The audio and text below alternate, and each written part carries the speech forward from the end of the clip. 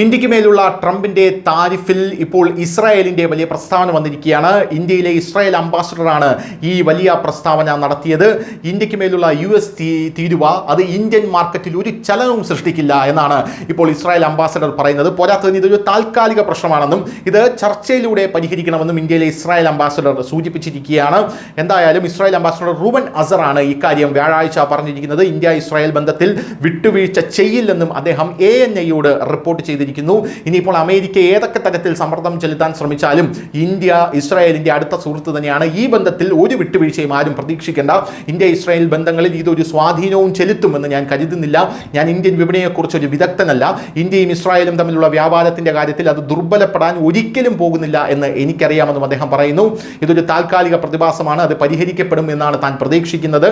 കാരണം രാജ്യങ്ങൾക്ക് സഹകരണം തുടരാൻ പൊതുവായ താല്പര്യമുണ്ടെന്നാണ് ഞങ്ങൾ ഇസ്രായേൽ വിശ്വസിക്കുന്നത് എന്നാണ് അദ്ദേഹം പറഞ്ഞിരിക്കുന്നത്. ഇന്ത്യൻ കയറ്റുമതിയിൽ അടുത്തിടെ ഏർപ്പെടുത്തിയ US തീരുവകളുടെ ഉടനടിയുള്ള ആഘാതം പരിമിതമാണെന്ന് തോന്നുന്നെങ്കിലും സമ്പദ് വ്യവസ്ഥയിൽ ഉണ്ടാകുന്ന തൃതീയമായിട്ടുള്ള പ്രത്യാഘാതങ്ങൾ പരിഹരിക്കപ്പെടേണ്ട കാര്യമായ വെല്ലുവിളികൾ ഉയർത്തുന്നുവെന്ന് ധനമന്ത്രാലയത്തിന് കീഴിലുള്ള സാമ്പത്തിക കാര്യ വകുപ്പിന്റെ റിപ്പോർട്ട് എടുത്തു കാണിക്കുന്നുമുണ്ട്. ഈ റിപ്പോർട്ട് അനുസരിച്ച് കയറ്റുമതിയിലുള്ള പ്രാരംഭ ആഘാതം അത് നിയന്ത്രണ വിധേയമാണ്.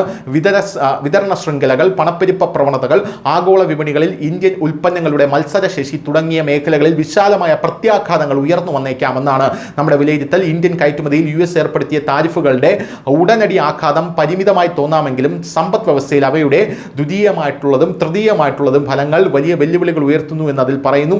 വെല്ലുവിളി നിറഞ്ഞ ആഗോള വ്യാപാര അന്തരീക്ഷത്തെ മറികടക്കാൻ, വളർച്ച വർദ്ധിപ്പിക്കുന്നതിനും സമ്പദ് വ്യവസ്ഥയെ ശക്തിപ്പെടുത്തുന്നതിനും ലക്ഷ്യമിട്ടുള്ള ഒരു കൂട്ടം നയസംരംഭങ്ങൾ ഇപ്പോൾ ഇന്ത്യയുടെ പ്രധാനമന്ത്രി നരേന്ദ്രമോദി പ്രഖ്യാപിക്കുകയും ചെയ്തിട്ടുണ്ട്. News desk, news India Malayalam.